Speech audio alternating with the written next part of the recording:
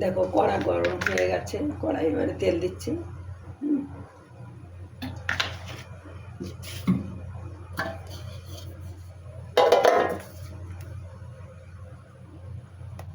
আজকের রেসিপি পুঁই শাকের ফুল বা মিডুলি, আলু আর বেগুন দিয়ে একটা তরকারি হবে। শুকনো লঙ্কা দিলাম, একটু কালো জিরে দিলাম, একটু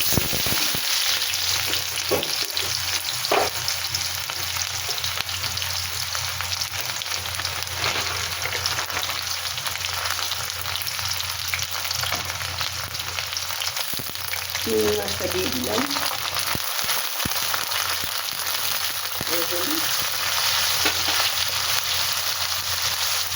লঙ্কাও দিয়ে দিলাম,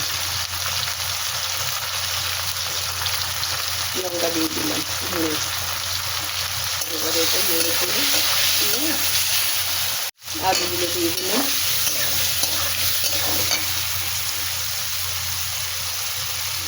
একটু ধনে গুঁড়ো দিয়ে দিলাম। এটা ভালো করে নেড়ে চেড়ে সবজিগুলো দিয়ে দিলাম।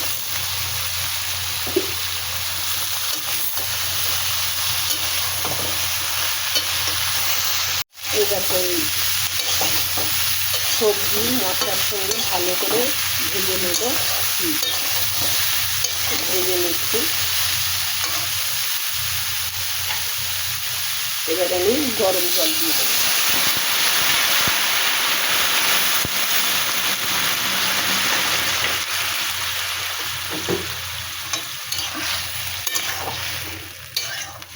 এবারে এটা আস্তে আস্তে সিদ্ধ হতে লাগবে, সিদ্ধ হোক আস্তে আস্তে।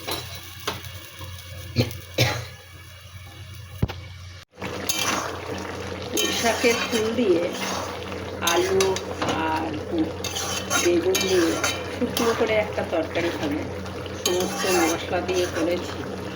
এবারে একটুখানি চিনি দেবো, একটু চিনি দিলে খেতে বেশি ভালো হবে। একটু চিনি দিয়ে দিলাম।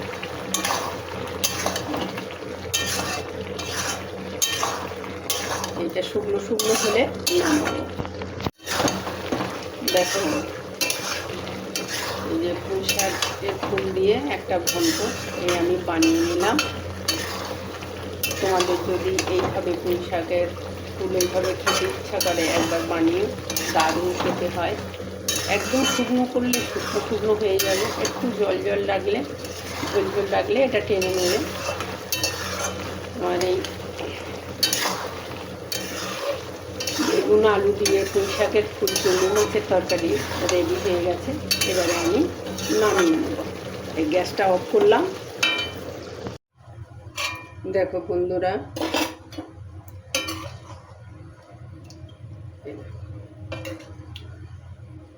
পুঁই শাকের ফুল, আলু আর বেগুন চিংড়ি মাছ দিয়ে ঘন্ট।